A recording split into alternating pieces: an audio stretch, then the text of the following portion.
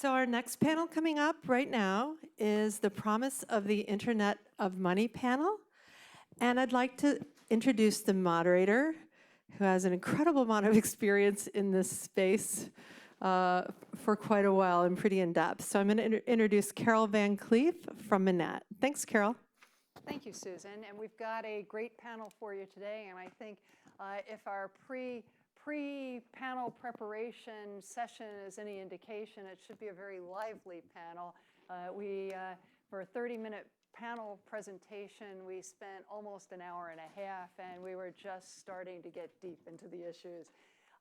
So with that, what I'd like to do is really ask each one of the panelists to introduce themselves and share with us their perspectives coming to this particular panel, the Internet of Things, or Internet of Money, which then I will come back and explain why I'm not sure we're talking about the right subject. But so Elizabeth. Sure. My name is Elizabeth McCauley. I handle global business development for Coinsecure. Coinsecure is the largest Indian Bitcoin company. We have an exchange, so real-time exchange. We have an INR block explorer, so our way of using and leveraging the blockchain. We also have a merchant payment gateway, and we're really trying to bring Bitcoin to the Indian masses, so really getting them involved in this technology.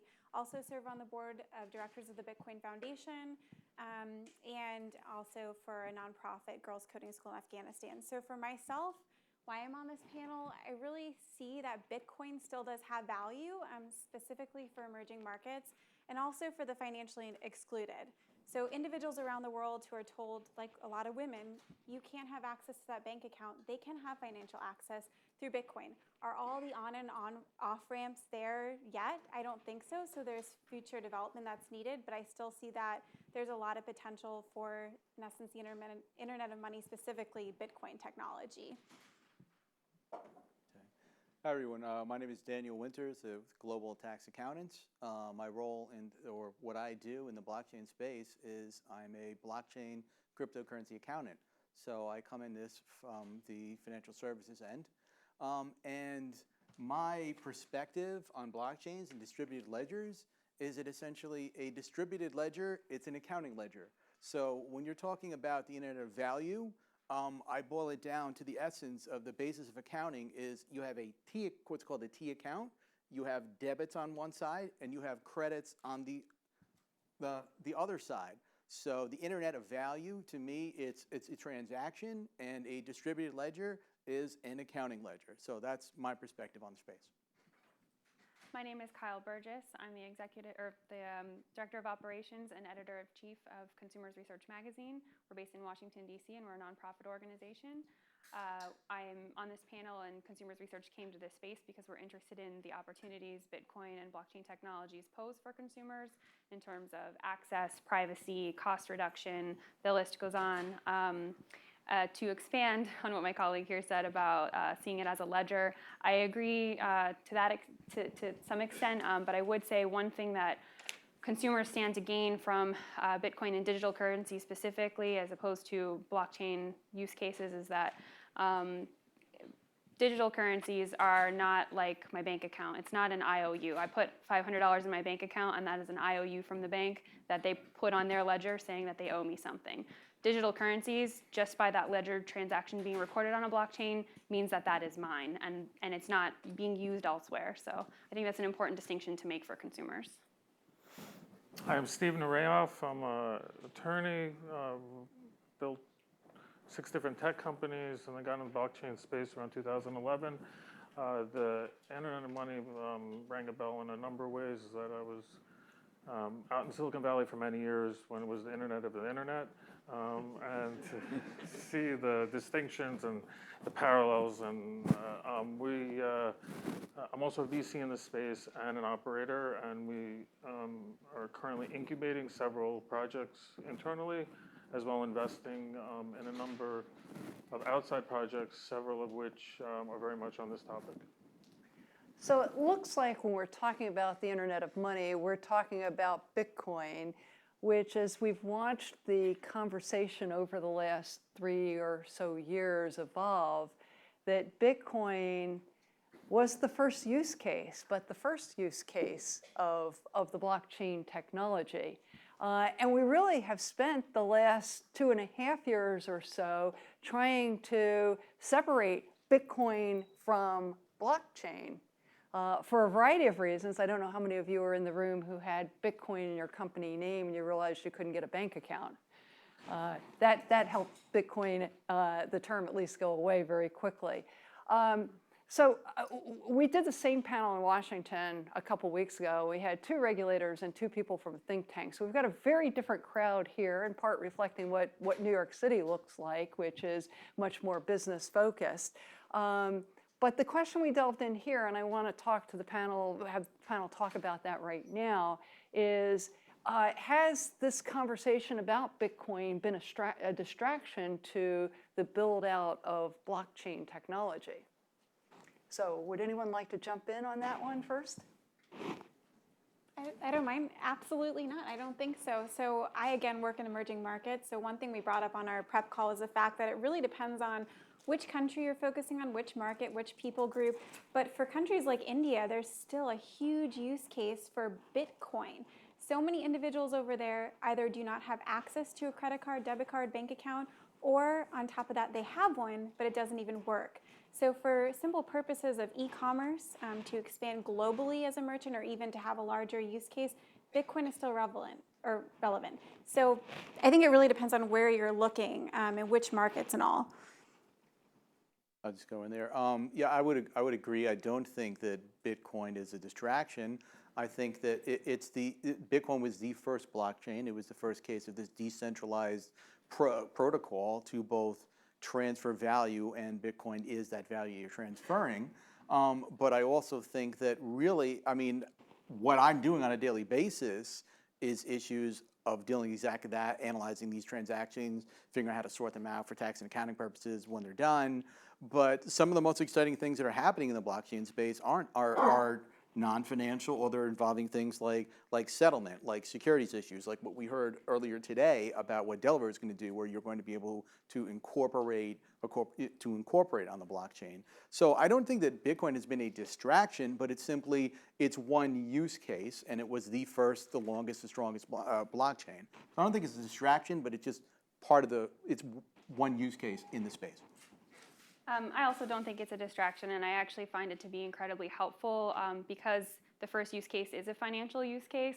There's a massive regulatory canon of laws that deal with financial and payment services, and so the IRS called it a property, the CFTC called it a derivative or a commodity, the SEC says that mining contracts are securities. Like, they know how to deal with those things, and it's not the technology itself that they're regulating, it is the on and off ramps of payments, and it is how it is being used. And I think to show kind of the rest of the world that, hey, look, if we start doing identity on the blockchain, there are relevant regulators and entities that manage that, but it can be managed. And so I think even though Mt. Gox happened and Silk Road happened and all these things that people think are negative associations with Bitcoin, they're actually helpful because the financial market is the most regulated market we have. And so it shows people that things can move forward, and we can do this safely in a regulated space. Yeah, I mean, I think Bitcoin, if you look at it, was just more or less it was an experiment that just exploded. Satoshi, I don't think, knew whether or not it was going to work, and he just threw it out there. And I think one of the things that's confusing to people is that, especially in the early days and even now, is that he named the protocol, the token, and the underlying protocol the same name. And I think now the new ones are getting a lot smarter and separating the names. So that confused a lot of people. It's the first use case. Arguably, it's still debatable whether or not it's the killer app. And I think that question's still out there. That question may or may not be answered so quickly. And I think people are expecting in the next 18 or 24 months that everything's going to change. I personally think it's more of a 10, 20-year process, long-term process. And if you look even at the internet, as example, and the predecessor to what became the internet, the ARPANET, they sent an email. That was the first thing they did. And then it was in the 60s, and then it took until the late 80s or early 90s for that actually to arguably become a killer app and be really useful. So I think. Someone just jumped the gun. Well, Steve, you just put a finer point on a major issue, and I know Daniel said the same thing, is that Bitcoin is both money and value transfer system. So we have two different things going on with Bitcoin itself, aside from everything else that's blockchain. By calling it money, though, have we brought an added complication to the development of the protocol, of the technology, that might not be there otherwise? I think we have certainly brought an added complication, but again, it was the first blockchain to emerge. So, yeah, it's an added complication, but I mean, I think it's a good thing because it was a pioneering technology, and that, that was the first blockchain. Satoshi created it, whoever he or she or they are. And then other people built other chains and building on this, and now we have all of these chains that may not necessarily even use a financial token, okay? So, or it may not necessarily be a blockchain, like the Corda project of R3CEV, so. I mean, I think it's, the token itself is an increment of value that can be transferred. That's very different than saying, is it money? Which is also another question, is it a currency? I think some of those questions are cannot be answered by private industry. I think that those will be central banks, and that's why I think this is a very scary development for them because of the anonymity aspect to it, and it's anonymous. So it's not. But you're also seeing some new projects coming out that are making it really anonymous.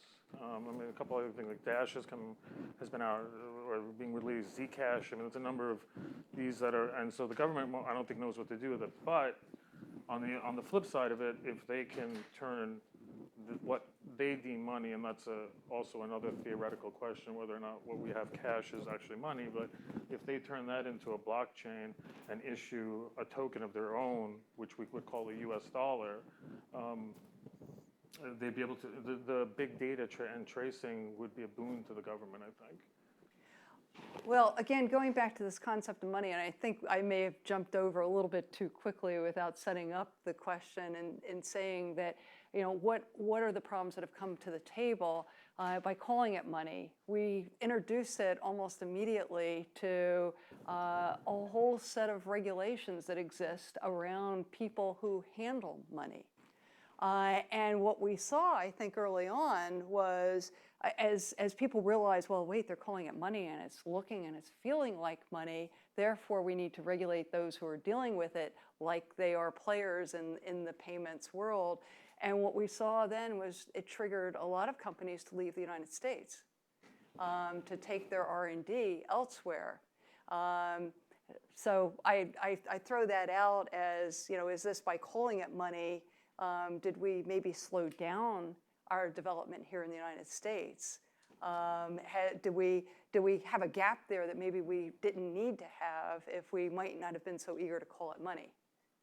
I think what we're just talking about is just because of the regulatory issues. It's why many of the largest Bitcoin and digital currency exchanges are outside the United States. And as far as sort of why that happened, it's just sort of regulatory arbitrage, that it's a lot easier to launch a digital currency exchange in Hong Kong than in New York State, where you have a bit license.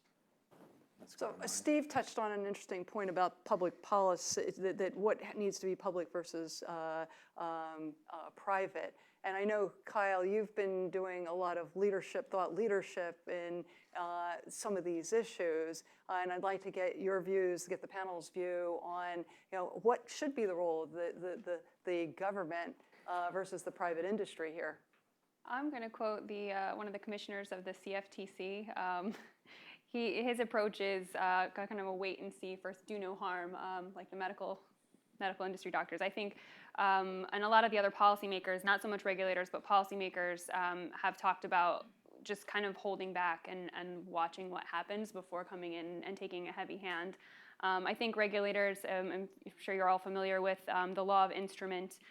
If you are a hammer, everything looks like a nail. I think regulators work within their framework. So if they can't fit it in their framework, then they can't regulate it, or then that's where policymakers step in. And I think so far, there are a number of policymakers that we've spoken with, Representative Schweikert from Arizona's staff, and also Mick Mulvaney from South Carolina, his staff, like they've all sat at the table with us to say, you know, we're going to hold off as long as we can, but you guys need to come together as a collective community and figure out, you know, what are the ways forward to protect consumers and you know, honor AML KYC and all of those things.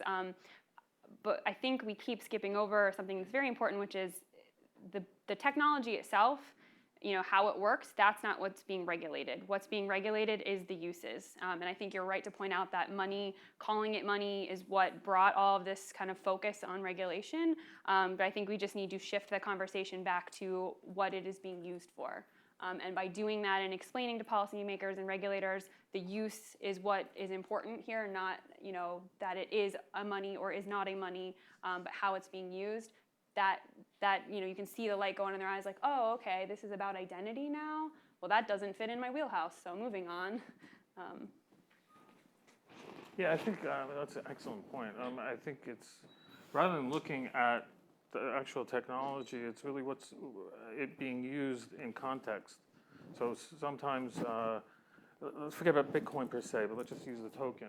Sometimes the token can be considered money. Sometimes it could be considered a currency. There's a subtle distinction there. Sometimes it could be considered a security. Sometimes it could be considered a commodity. And it's all really relevant in terms of what is the transaction that's going on. And that, when you use a dollar bill that we have today, you don't have that confusion, right? I mean, so it's not like, is this is a security? It's not, I mean, whatever it is, it is. I think, you know, there's some, you know, there's been long-standing arguments that people have ignored, like with gold. Is gold money? Isn't it money? Is it a commodity? And I think people have gotten comfortable with it, and there's this vocal minority about it. This one is a much different animal, because this one looks like it could explode. And, you know, you're talking about things like people, when they start talking about Bitcoin and reserve currency of the world in the same sentence, that gets a lot of people apprehensive, you know, and so, yeah, sure, it would have to get to 10, 20, 30, I don't know what thousands of dollars to make it viable for that. So, you know, I think also, I mean, Daniel could probably answer this one better, but there's a huge use case, which is kind of a negative use case, in the fact that there's a leakage of tax evasion in cash in this country that's, especially among small businesses, that's ginormous. And I have a tax background as well. And this could, in a lot of ways, could cut a lot of those, the leakages and the gaps. So on that point, are people using the Internet of Money for money, or are they using it for value transfer? Is it a mechanism for value transfer to evade taxes versus using it as money to evade taxes? Go throw in there. Well, obviously the people that are coming to me so I can help handle their tax issues are not tax evaders. You know, I'm getting the honest ones. You know, I got to say, you know, a couple of years ago when I decided to pivot my firm toward what then I thought of as the Bitcoin space, I would go out to meetups and basically, hey, how are you? What do you do? I'm a tax accountant, and they're like, are you freaking kidding? Like, dude, don't you realize we're a bunch of crypto anarchists? Like, you know, it's not like they wanted to kick me out of the room, but it was sort of like, do you actually think I'm going to tell anybody about this? But, you know, strangely enough, I do have a client base. I really do, you know, I mean, it almost surprised me. But to get it away from you know, that in particular, yeah, it was a sort of funny concept to kind of, you know, let people kind of popularize the fact that, yeah, there are rules about this, and, you know, no, it doesn't matter that the IRS can't read the blockchain. You have income, you need to report it. But on a kind of higher level, we're talking about with regulation, and let's use Bitcoin, or let's say Ethereum, okay, which is a different blockchain entirely. The issue I think that we're talking about here is that different countries have different sets of laws for the same. We've got the same thing. Let's say it's Ethereum, okay. Different countries and their laws are going to view this blockchain in different ways, and it depends on what the national legislation is. And that's sort in the same way that states treat things differently. So that's sort of my take on regulation. And I had focused, certainly initially on Bitcoin because, federal government says this, but, Germany has a different, way of treating the same thing, and it's evolving in Europe as well. And there's a decision on whether or not these transactions are subject to value-added tax. And in summary, it's technology moves much faster than regulation can catch up, and the regulators are playing catch up. And then folks like me who are on the front lines, it's like, okay, I'm okay with the degree of regulation because I need it to do my job. So Elizabeth, this is maybe a great opportunity to say, what's going on in India? How are they looking at this issue, or have they started to? Yeah, so I would say that India is probably where we were at in about 2013, so it's kind of flashback for me. I got involved in the space in 2013, and just seeing the level of adoption, it's slower than we've had in the US and all, but just recently now, regulators are starting to look at blockchain technology. They've mentioned blockchain, but then also digital virtual currency. So we're hoping that regulations might come out within the next year or so. Most likely it's going to be the Reserve Bank of India that looks into this. But again, the use cases are very different. So it's almost like in the US, yeah, it's great. You could accept payment in Bitcoin. That might expand your customer base. You might have some people who are fans of Bitcoin transacting there. But in a country like India, this could really shake up their business model and really transform the ecosystem. So I mean, it's just a completely different way of how they're going to be looking at it. But yeah, they are splitting up virtual currency versus blockchain technology. I'm involved with the Uniform Law Commission's efforts to come up with a uniform digital currency code. And one of the big points of conversation in these meetings, working on the draft legislation, is what do you do where the Bitcoin or the other kind of alternative currency, cryptocurrency, is being used as ether, as a fuel for blockchain applications, so that it's an incidental piece of the technology working in a lot of ways. It's a critical piece because it won't run without it, but it's not really involving value transfer, but it's just making the use case move forward. Do any of you have any thoughts on if we're calling this money, should the use of the cryptocurrency in that context be regulated as money, or do we need another category for regulation?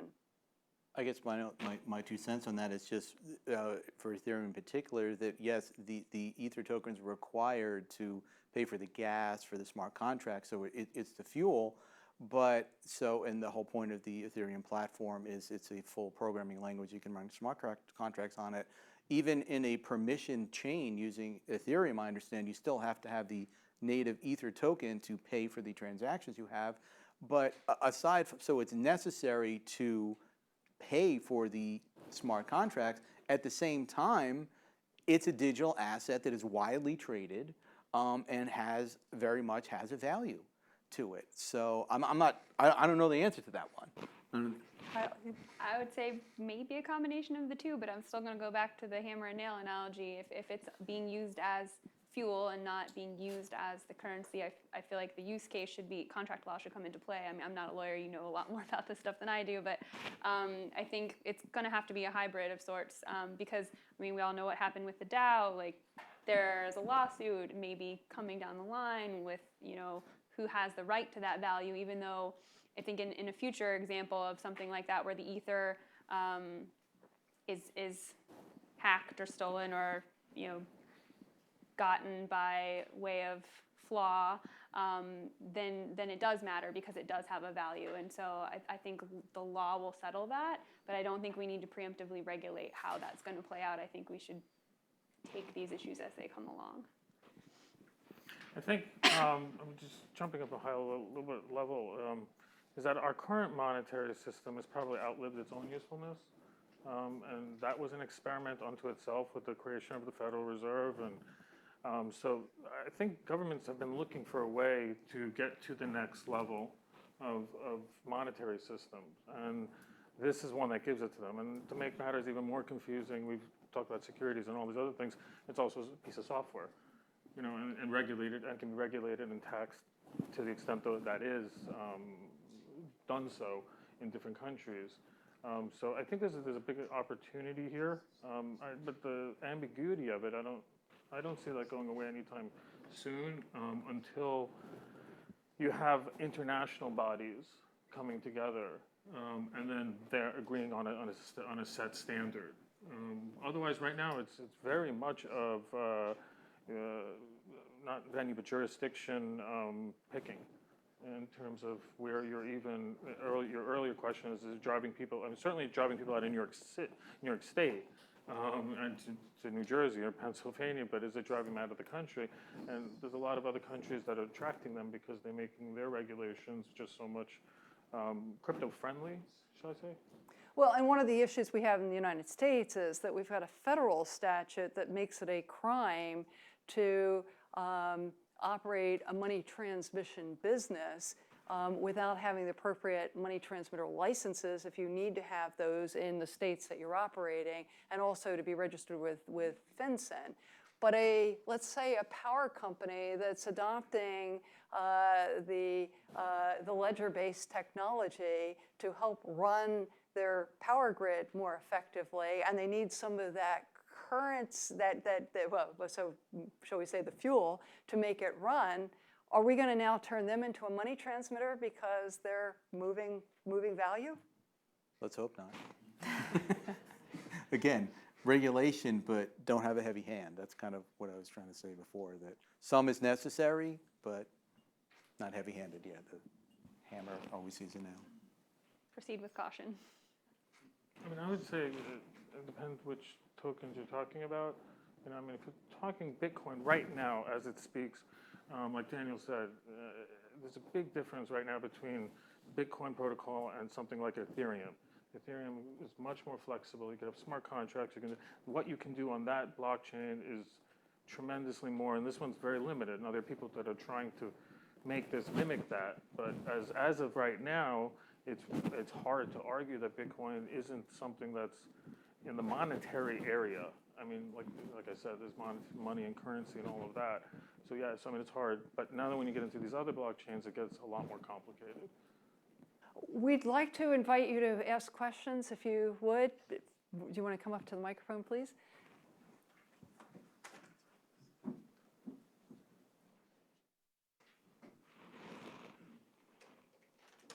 I'm going to ask actually a question to you all. To your point about the energy companies, I feel like Starbucks has its own reward system and all of those kind of non-currency reward systems operate outside of the typical financial regulation. I don't see why an energy company couldn't operate in some similar way. And I think that goes back to your first question of calling it money does open the door for it to be treated as money in all cases. And I think that's hopefully regulators do proceed with caution and allow for that kind of innovation. Hi, my name is Vlad Kogan. I'm from Ukraine, and we're a software development company that does blockchain development for Ukrainian government.